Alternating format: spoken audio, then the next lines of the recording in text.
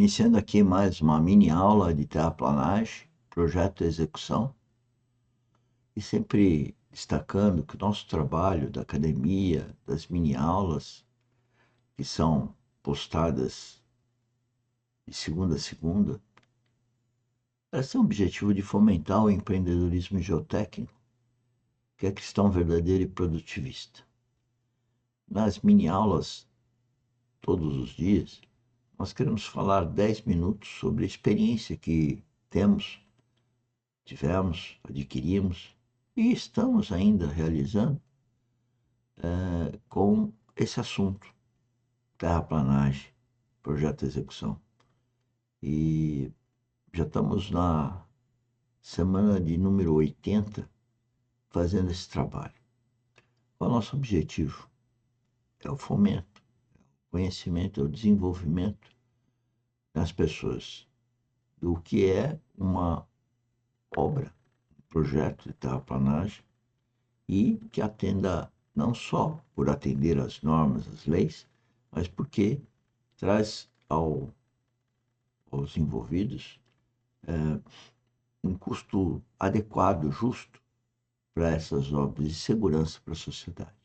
Bom, hoje nós vamos comentar do ensaio de Proctor.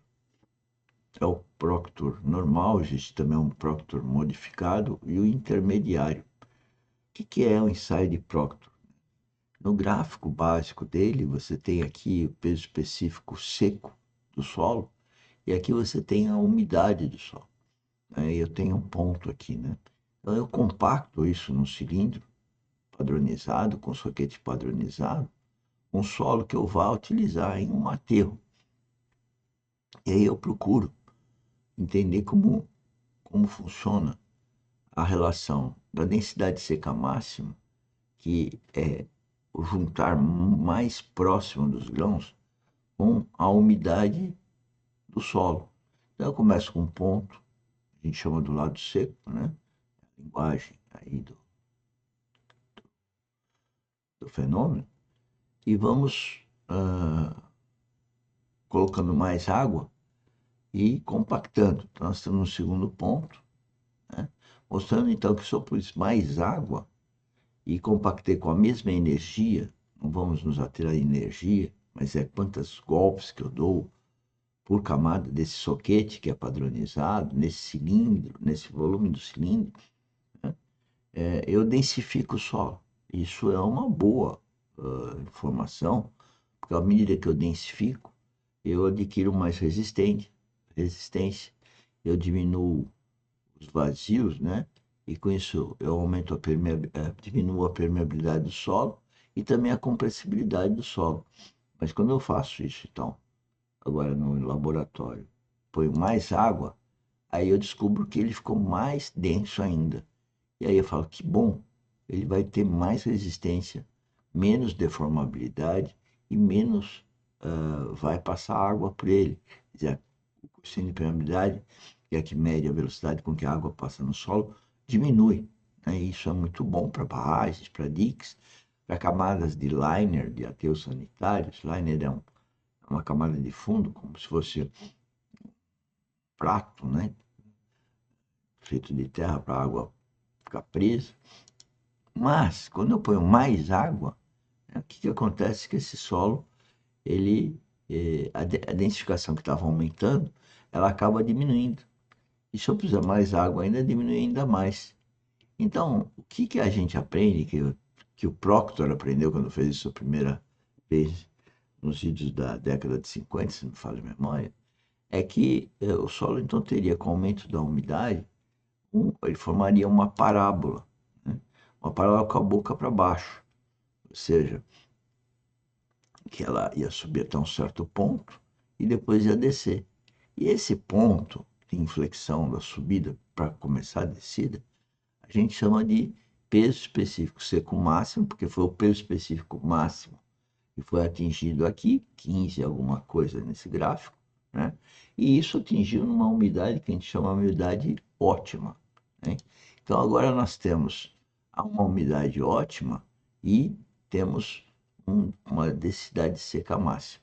Então, isso também é importante, saber, porque com isso eu vou fazer o controle de compactação, né? Eu vou querer fazer meu aterro nessa região aqui, onde a umidade ótima esteja em torno da ótima e aqui a minha densidade seca máxima seja maior que o mínimo que eu vou determinar aqui, porque a máxima é essa. Então, e é um ponto muito particular, se eu sair dele eu já não tenho umidade ótima e também não vou ter a densidade seca máxima, vai ser um pouco menor. Então eu digo, por exemplo, o grau de compactação é maior que 98, 95, 90, né? E que o desvio de umidade, então, pode ser de mais ou menos 1%, mais ou menos 2%, em função daquela umidade ótima. Essa a ideia que o próprio descobriu e que nós, então, depois a sociedade colocou em termos de acertar em torno dessa umidade ótima no campo. Isso tem toda uma forma de fazer no campo, o método Hilfe da frigideira, o método Speed, isso tudo para controlar no campo. Nós achamos, e não achamos, nós temos certeza que o método de Hilfe é o melhor, mas nenhum deles é muito certeiro, né, no que encontra como resultado. Mas o Hilfe é o melhor, tá, cientificamente falando. Mas vamos entender um pouquinho mais o que acontece com o solo. O que acontece é o seguinte, que se eu tiver altas energias, aqui está uma energia, baixa energia, tem uma alta energia. Aquele mesmo solo, né? Que a gente quando olha aqui, vê ele aqui, aqui, aqui, aqui, a estrutura dele, ele é diferente.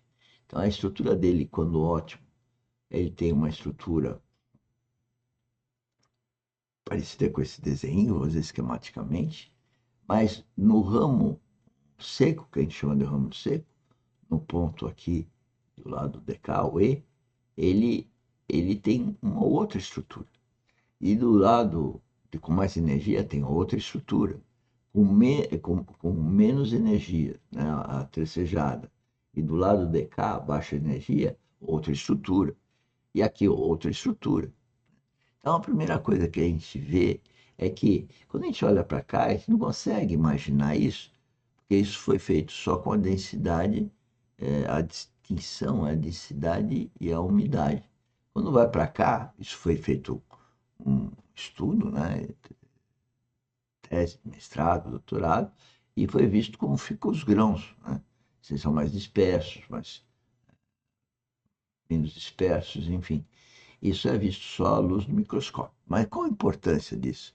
A importância disso, quando você está fazendo, então, um ensaio, né, e imagina que você vê o mesmo solo visualmente, e vê ele com várias energias para chegar, então, naquele pH seco máximo, umidade ótima, você precisa entender, nós precisamos entender, que nós temos solos diferentes, né, de um lado e do outro, né?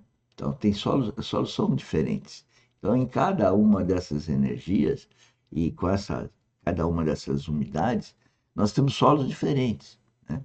Eu não vou falar isso nesses 10 minutos de hoje, mas você vai vendo, quando você fizer ensaios, né, a condição desse lado e a condição desse lado, você vai ver que os resultados são diferentes dos ensaios. E se eles são diferentes, então aquela resistência, aquela permeabilidade, aquela deformabilidade do solo é diferente. Então, por isso que quando você faz o controle de compactação e você acha que tanto faz um pouco para cá, um pouco para cá, não é diferente. E o solo pode, então, ter resistências diferentes, permeabilidades diferentes, deformabilidade diferente. Então, é isso que se controla quando você faz um aterro. E conhecendo isso que a gente acabou de explicar hoje, você fica atento para ver se ao fazer ali onde você está fazendo, o ensaio ou o resultado, o maciço que você está compactando, ele tem realmente as propriedades que foi utilizada no projeto. No caso de um talude, no caso de uma sapata sobre esse aterro, né? No caso de um problema de percolação de água através de uma barragem. Em todos esses casos vou poder verificar e controlar para que na execução do aterro seja está de acordo com o previsto no projeto, tá bom? Então é isso que a gente queria apresentar. Peço para vocês compartilharem esse projeto e mais do que isso, participar primeiro link que tem na descrição dos vídeos, você pode fazer um contato comigo e a gente marca. Todo dia eu tenho um workshop gratuito para você, das 16 às 17, para poder estar explicando melhor as coisas que a gente fala aqui na academia, tá bom? Até a próxima mini aula. Muito obrigado.